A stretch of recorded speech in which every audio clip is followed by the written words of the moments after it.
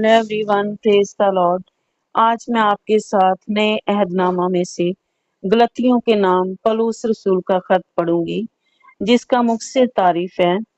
जब गैर यहूदियों के दरमियान यीशु की खुशखबरी की मनादी हुई और उन्होंने उसे खुशी से कबूल किया, तो ये सवाल उठा कि सच्चा मसीही होने के लिए क्या किसी शख्स का मूसा की शरीयत का पाबंद होना जरूरी है या नहीं। पौलुस ने दलीलों से साबित किया था कि इसकी जरूरत नहीं। फिल हकीकत मसीह में यीशु के लिए ठोस बुनियाद सिर्फ ईमान है, जिसके वसीला से हर इंसान का खुदा से रिश्ता बहाल हो जाता है। वहां की कलीसियों में बाज ऐसे लोग आ गए जो पौलुस की मुखालफत करते और दावा करते थे कि खुदा के साथ रिश्ता बहाल करने के लिए मूसा की शरीयत की पाबंदी करना लाजिम है। बहुत से लोग इस झूठी तालीम से गुमराह हो रहे थे। पौलुस ने उन लोगों को सच्चे ईमान और अमल पर वापस लाने की गर्ज से गलतिया की कलीसिया को ये खत लिखा। गलतियों के नाम, उसका पहला बाब। पौलुस की तरफ से, जो ना इंसानों की जानिब से, ना इंसान के सबब से, बल्कि यीशु मसीह और खुदा बाप के सबब से, जिसने उसको मुर्दों में से जलाया, रसूल है। और सब भाइयों की तरफ से जो मेरे साथ हैं, गलतिया की कलीसिया को खुदा बाप और हमारे खुदावंद यीशु मसीह की तरफ से तुम्हें फजल और इत्मीनान हासिल होता रहे। उसी ने हमारे गुनाहों के लिए अपने आप को दे दिया, ताकि हमारे खुदा और बाप की मर्जी के मुआफिक हमें इस मौजूदा खराब जहान से खलासी बख्शे। उसकी तमजीद अब्दल उबाद होती रहे, आमीन। एक ही खुशखबरी। मैं तो अज्जब करता हूँ कि जिसने तुम्हें मसीह के फजल से बुलाया, उससे तुम इस कदर जल्द फिर कर किसी और तरह की खुशखबरी की तरफ माइल होने लगे। मगर वो दूसरी नहीं, अलबत्ता बाज ऐसे हैं जो तुम्हें घबरा देते और मसीह की खुशखबरी को बिगाड़ना चाहते हैं।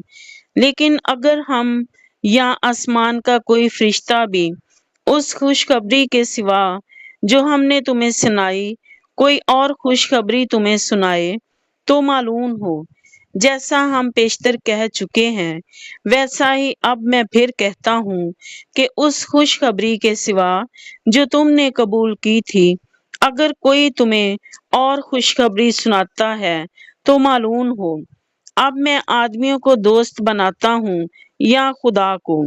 क्या आदमियों को खुश करना चाहता हूँ? अगर अब तक आदमियों को खुश करता रहता, तो मसीह का बंदा ना होता। पौलुस कैसे रसूल बना? आए भाइयों, मैं तुम्हें जताए देता हूँ कि जो खुशखबरी मैंने सुनाई वो इंसान की सी नहीं, क्योंकि वो मुझे इंसान की तरफ से नहीं पहुंची और ना मुझे सिखाई गई, बल्कि यीशु मसीह की तरफ से मुझे उसका मुकाशवा हुआ। चनांचे यहूदी तरीक में जो पहले मेरा चाल चलन था, तुम सुन चुके हो कि मैं खुदा की कलीसिया को अज हद सताता और तबाह करता था। मैं यहूदी तरीक में अपनी कौम के अक्सर हम उम्रों से बढ़ता जाता था और अपने बुजुर्गों की रिवायतों में नहायत सरगर्म था।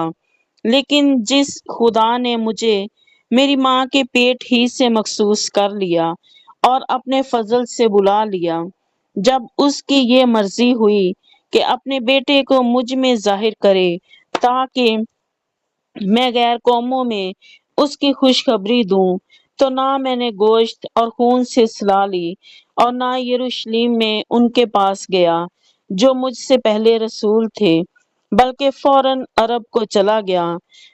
फिर वहां से दमिश्क को वापस आया।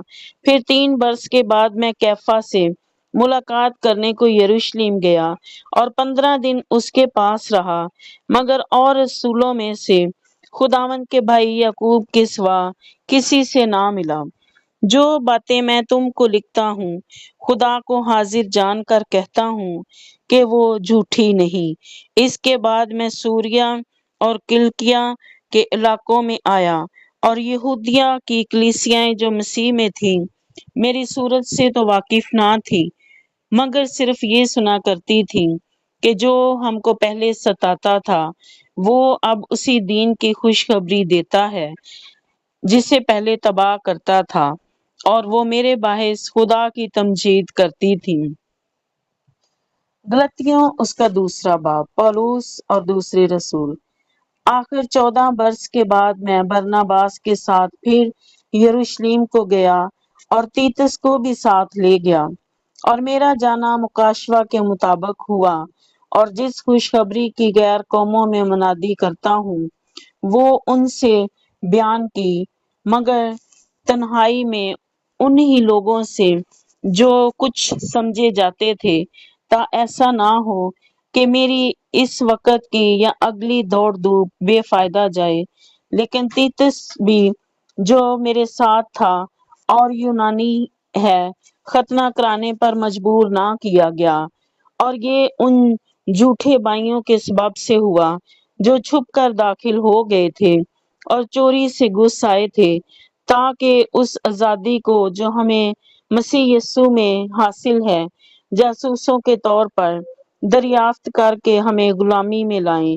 ان کے تابع رہنا ہم نے گھڑی بھر بھی منظور نہ کیا، تاکہ خوشخبری کی سچائی تم میں قائم رہے، اور جو لوگ کچھ سمجھے جاتے تھے خواہ وہ کیسے ہی تھے، مجھے اس سے کچھ واسطہ نہیں۔ خدا کسی آدمی کا طرفدار نہیں، ان سے جو کچھ سمجھے جاتے تھے مجھے کچھ حاصل نہ ہوا، لیکن برعکس اس کے جب انہوں نے یہ دیکھا کہ جس طرح مختونوں کو خوشخبری دینے کا کام پطرس کے سپرد ہوا، اسی طرح نامختونوں کو سنانا ان کے سپرد ہوا، کیونکہ جس نے مختونوں کی رسالت کے لیے پطرس میں اثر پیدا کیا اسی نے غیر قوموں کے لیے مجھ میں بھی اثر پیدا کیا۔ اور جب انہوں نے اس توفیق کو معلوم کیا جو مجھے ملی تھی، تو یعقوب اور کیفا اور یوحنا نے جو کلیسیا کے رکن سمجھے جاتے تھے مجھے اور برناباس کو داہنا ہاتھ دے کر شریک کر لیا، تاکہ ہم غیر قوموں کے پاس جائیں اور وہ مختونوں کے پاس، اور صرف یہ کہا کہ غریبوں کو یاد رکھنا، مگر میں خود ہی اسی کام کی کوشش میں تھا۔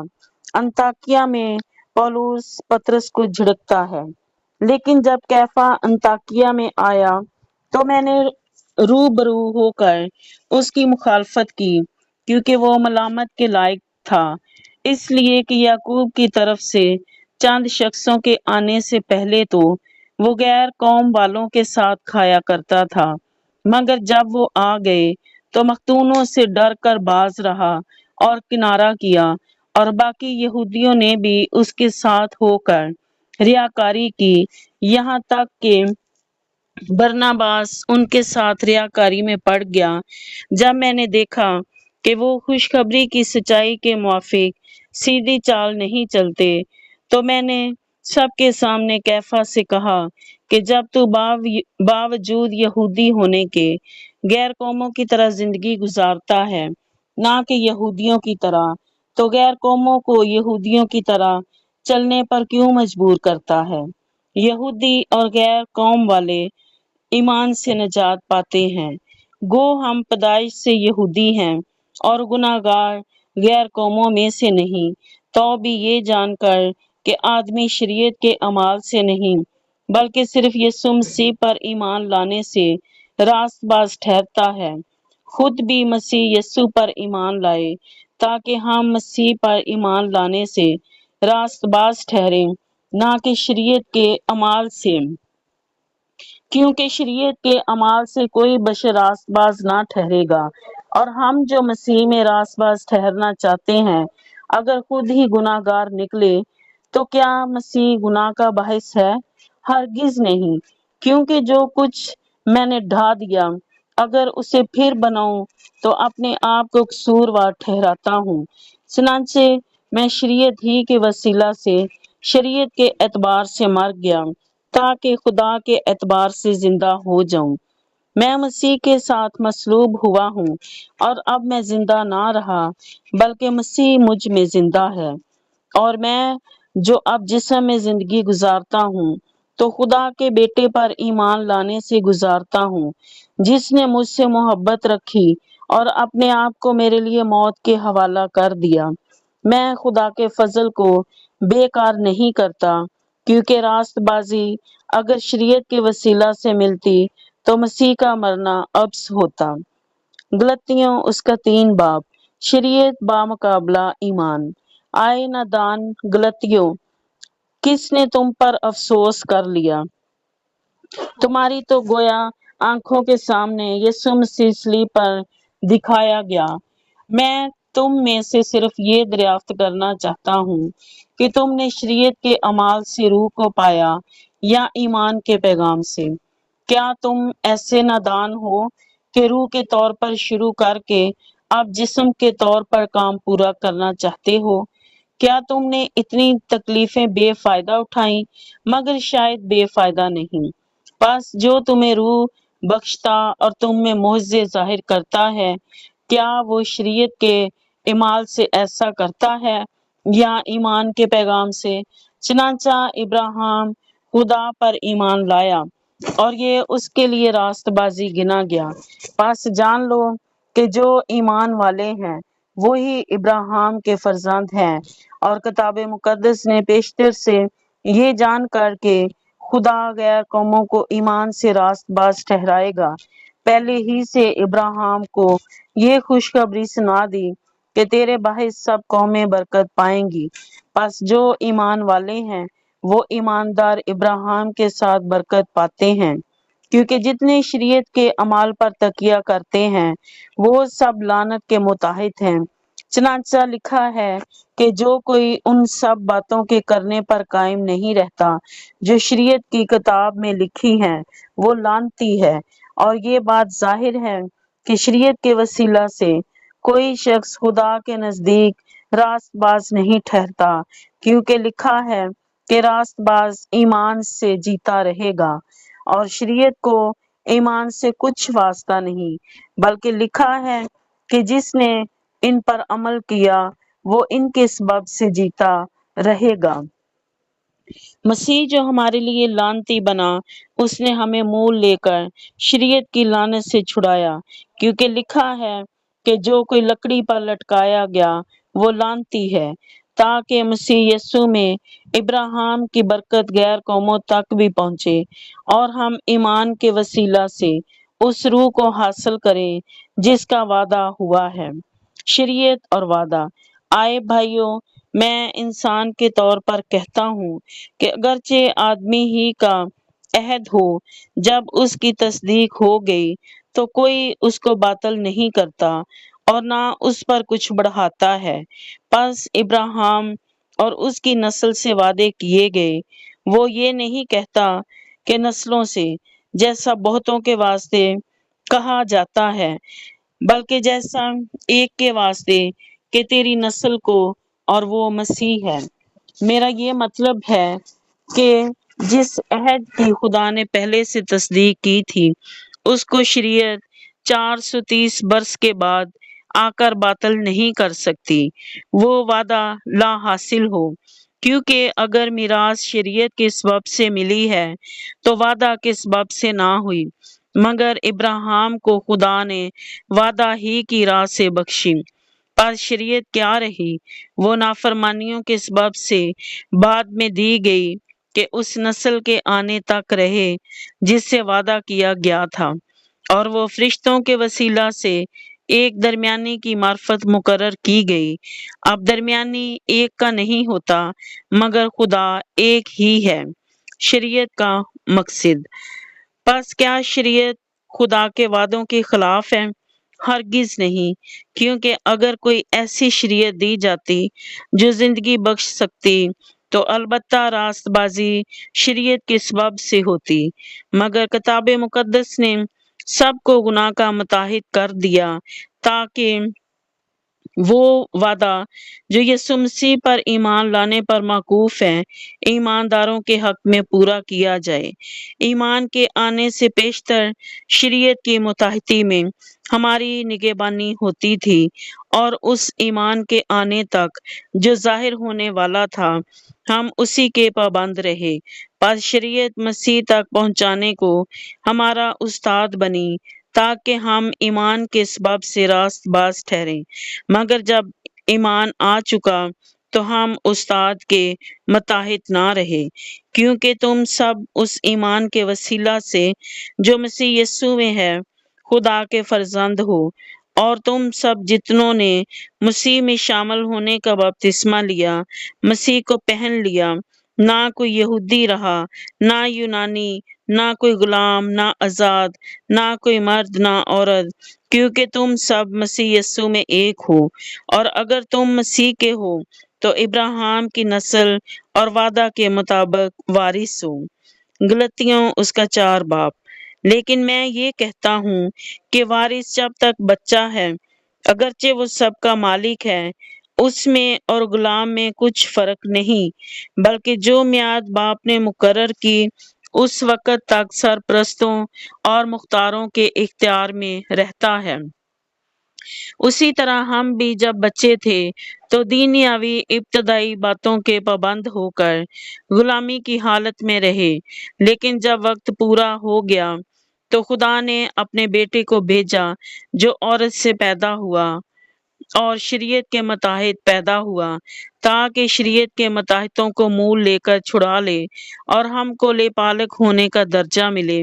اور چونکہ تم بیٹے ہو، اس لیے خدا نے اپنے بیٹے کا روح ہمارے دلوں میں بھیجا جو ابا یعنی اے باپ کہہ کر پکارتا ہے۔ بس اب تو غلام نہیں بلکہ بیٹا ہے، اور جب بیٹا ہوا تو خدا کے وسیلہ سے وارث بھی ہوا۔ غلطیوں کے لیے پالوس کی فکر مندی۔ لیکن اس وقت خدا سے نا واقف ہو کر تم ان معبودوں کی غلامی میں تھے جو اپنی ذات سے خدا نہیں، مگر اب جو تم نے خدا کو پہچانا بلکہ خدا نے تم کو پہچانا، تو ان ضعیف اور نکمی ابتدائی باتوں کی طرف کس طرح پھر رجوع ہوتے ہو جن کی دوبارہ غلامی کرنا چاہتے ہو۔ تم دنوں اور مہینوں اور مقررہ وقتوں اور برسوں کو مانتے ہو۔ مجھے تمہاری بابت ڈر ہے، کہیں ایسا نہ ہو کہ جو محنت میں نے تم پر کی بے فائدہ جائے۔ آئے بھائیو، میں تمہاری منت کرتا ہوں کہ میری مانند ہو جاؤ، کیونکہ میں بھی تمہاری مانند ہوں۔ تم نے میرا کچھ بگاڑا نہیں، بلکہ تم جانتے ہو کہ میں نے پہلی دفعہ جسم کی کمزوری کے سبب سے تم کو خوشخبری سنائی تھی، اور تم نے میری اس جسمانی حالت کو جو تمہاری آزمائش کا باعث تھی نہ حقیر جانا اور نہ اس سے نفرت کی، اور خدا کے فرشتہ بلکہ مسیح یسوع کی مانند مجھے مان لیا۔ پس تمہارا وہ خوشی منانا کہاں گیا؟ میں تمہارا گواہ ہوں کہ اگر ہو سکتا تو تم اپنی آنکھیں بھی نکال کر مجھے دے دیتے۔ تو کیا تم سے سچ بولنے کے سبب سے میں تمہارا دشمن بن گیا؟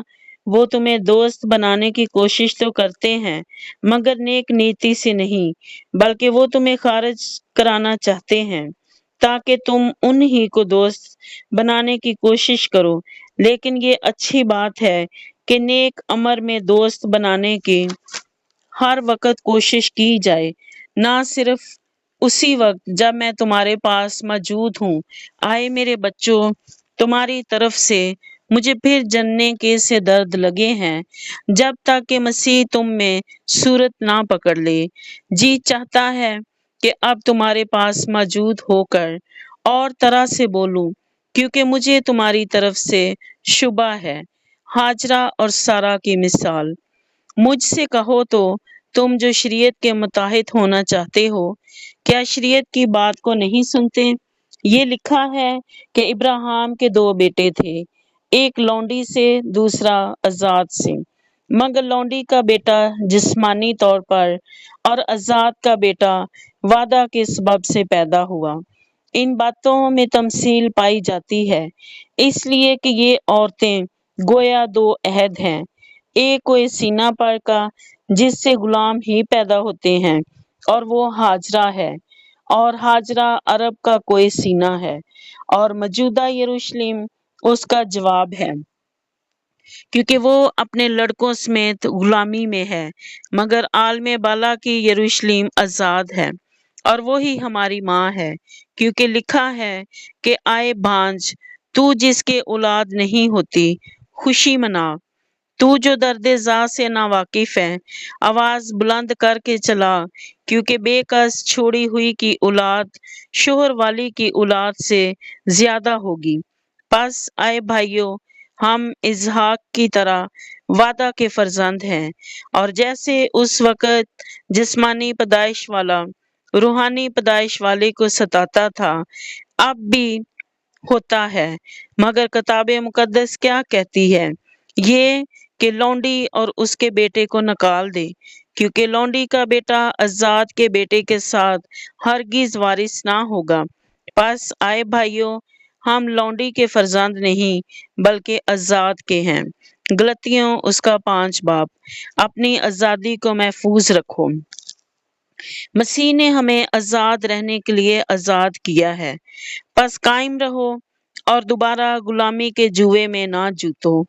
دیکھو، میں پولس تم سے کہتا ہوں کہ اگر تم ختنہ کراؤ گے تو مسیح سے تم کو کچھ فائدہ نہ ہوگا، بلکہ میں ہر ایک ختنہ کرانے والے شخص پر پھر گواہی دیتا ہوں کہ اسے تمام شریعت پر عمل کرنا فرض ہے۔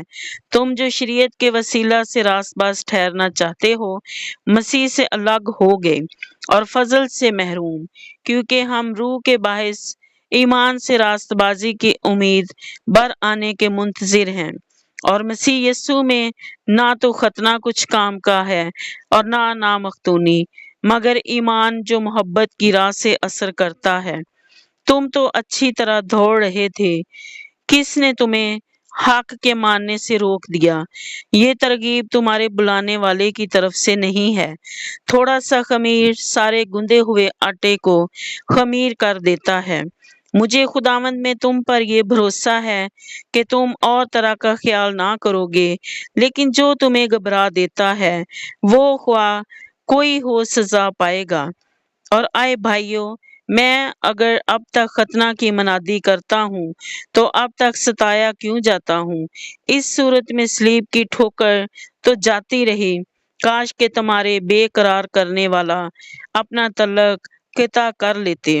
آئے بھائیو، تم آزادی کے لیے بلائے تو گئے ہو، مگر ایسا نہ ہو کہ وہ آزادی جسمانی باتوں کا موقع بنے، بلکہ محبت کی راہ سے ایک دوسرے کی خدمت کرو، کیونکہ ساری شریعت پر ایک ہی بات سے پورا عمل ہو جاتا ہے، یعنی اس سے کہ تو اپنے پڑوسی سے اپنی مانند محبت رکھ۔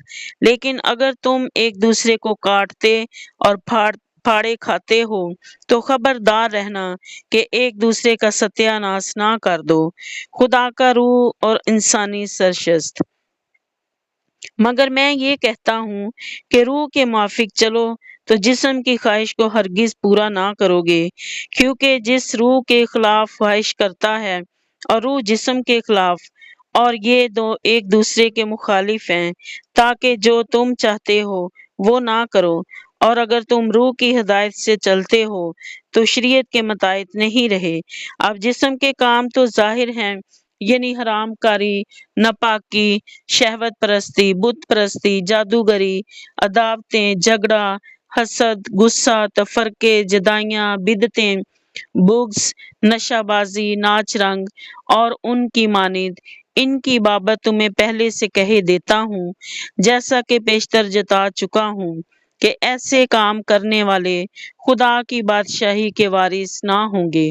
مگر روح کا پھل محبت، خوشی، اطمینان، تحمل، مہربانی، نیکی، ایمانداری، حلم، پرہیزگاری ہے۔ ایسے کاموں کی کوئی شریعت مخالفت نہیں، اور جو مسیح یسوع کے ہیں انہوں نے جسم کو اس کی رغبتوں اور خواہشوں سمیت صلیب پر کھینچ دیا۔